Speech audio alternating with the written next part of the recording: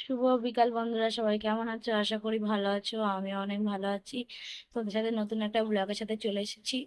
আর এখন বাজে বিকাল 4টে, আর আজকে বার হলো উম শুক্র না, বুধবার, সরি, বুধবার। আর দেখো, বিকালবেলা মানে উঠে দুপুর ঘুমাচ্ছিলাম তো, চোখ মুখ বুঝতে পারছো। তো এখন উঠেছি। উঠে দেখো আমি কি কি করছি। আর কেউ স্কিপ করবে না, ফুল ব্লগটা দেখো, অবশ্যই তোমাকে ভালো লাগবে, দেখতে থাকো। একটু বাইরের দিকে আসলাম। বাইরের দিকে এসে দেখো তোমাদেরকে আমার লুকটাকে দেখাচ্ছি। কিছুদিন ধরে দেখছি ফেসটা একটু একটু মানে কিছু বেরিয়ে গেছে আমার ফেসে, বর্ণ জাতীয় কিছু। চলো দেখো আমি কি কি কাজ করছি।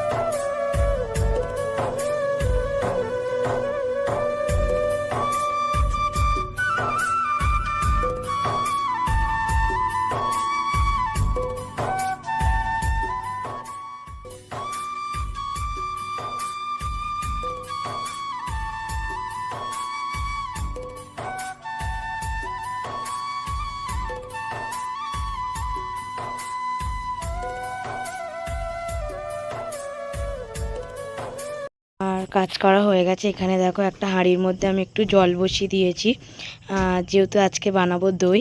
তো কিভাবে কি বানাই সেটাই তোমাদের সাথে একটু শেয়ার করতে চলে এসেছি।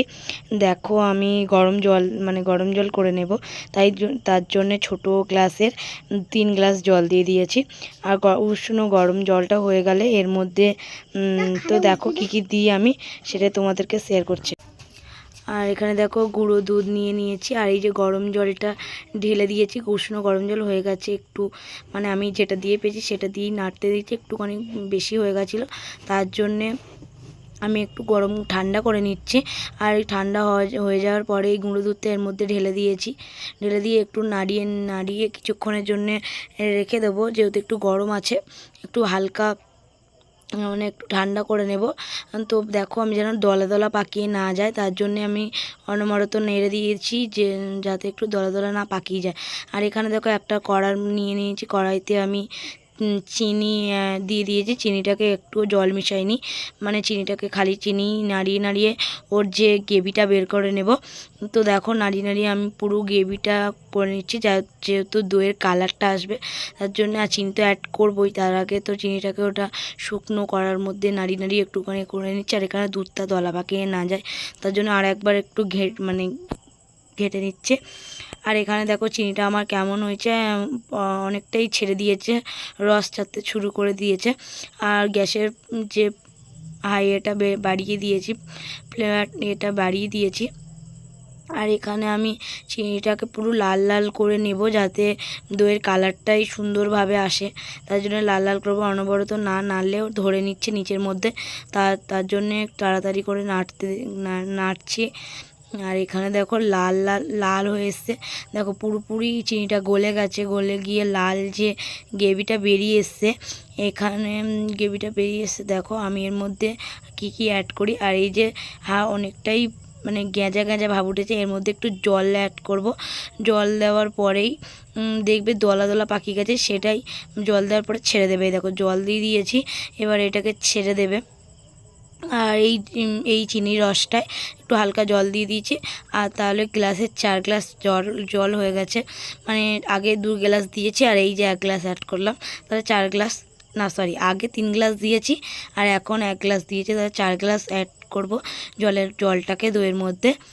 দেখো আমি জলটাকে যাতে আরও না হয়ে যায় একেবারে ঘনত্ব করে নিচ্ছি। এই জলটা দুধের মধ্যে দিয়ে দেবো। তোমরা দেখতে থাকো, ভিডিওটা স্কিপ করবে না, ভুল ভিডিওটা দেখবে। অবশ্যই ভিডিও লাগবে। আর কেমন কিভাবে বানাচ্ছে সেরকম তোমরা বাড়িতে বানিয়ে দেখবে, অবশ্যই তোমাদেরও ভালো হবে। আর এখানে দেখো চিনির সাথে চিনির যে সিরাপটা বানিয়েছিলাম তার মধ্যে দুধটা অ্যাড করে জল মানে কড়ার মধ্যে দিয়ে কিছুটা মানে 2 কাপ কমিয়ে নেবো। মানে দু গ্লাস যে 3-4 গ্লাস যে জলটা দিয়েছিলাম তার থেকে দু গ্লাস জল কমিয়ে নেবো আর 2 গ্লাস রেখে দেবো। দেখো আমি মানে নাড়িয়ে একটু ঘন করে নেব। আর যেহেতু আমি মাদার ডায়েরি এখানে ইউজ করিনি, কেননা ওই দুধটা ঘন হতে একটু সময় লাগে। আর যেহেতু গুঁড়ো দুধ করলে টেস্টটাও বেশি ভালো হয়। আর গুঁড়ো দুধের মধ্যে জলটা দিলে ঘনত্ব তাড়াতাড়ি হয়ে যায়। দেখো আমি ওটাকে নাড়িয়ে আর গ্যাসের ফ্লেমটা বেশ জোরে দিয়ে দিয়েছি যাতে তাড়াতাড়ি হয়ে যায়। আর এখানে দেখো একটা আমি টক দই ব্যবহার করেছি। আর তোমরা যদি পারো মিষ্টি দইও ব্যবহার করতে পারো। আমি টক দই ব্যবহার করেছি, করে যে টক দইটাকে মানে পুরো ঘন করে নিয়েছি যাতে দানা দানা ভাবটা না থাকে, ঘন করে নিয়েছি। আর এখানে দেখো আমি জল মানে দুধটাকে একদম কমিয়ে দিচ্ছি। দেখো 2 গ্লাস হয়ে গেছে, 4 গ্লাসের জায়গায় 2 গ্লাস হয়ে গেছে। এই ঘন হয়ে গেছে, এরকম ঘন হবে। এবার এটাকে নিয়ে আমি একটা টিফিন বাটিতে নিয়ে নেব, নিয়ে একটু মানে 10 মিনিট কুক করতে দেব। দেখতে থাকো। এই দেখো আমি দইটা নিয়েছি, এই দইয়ের মধ্যে এই যে দুধের যে সিরাপটা করেছি সেটা এর মধ্যে দিয়ে দেবো। দুধের মধ্যে একটা বাটি নিয়ে নিয়েছি, নিয়ে অল্প দেবো, বেশ সবটাই ঢেলে দিতে যাবে না, অল্প নেবে, অল্প দিয়ে তারপরেই করবে। আমি যেহেতু কুকিং মানে ফুড ব্লগার না, তবুও আমি দই বানানোর রেসিপিটা তোমাদেরকে দেখাচ্ছি। আর দেখো পুরোপুরি দইটা আমি মানে যে দইয়ের দুধটা বানিয়েছি সেটা পুরো দিয়ে দিয়েছি।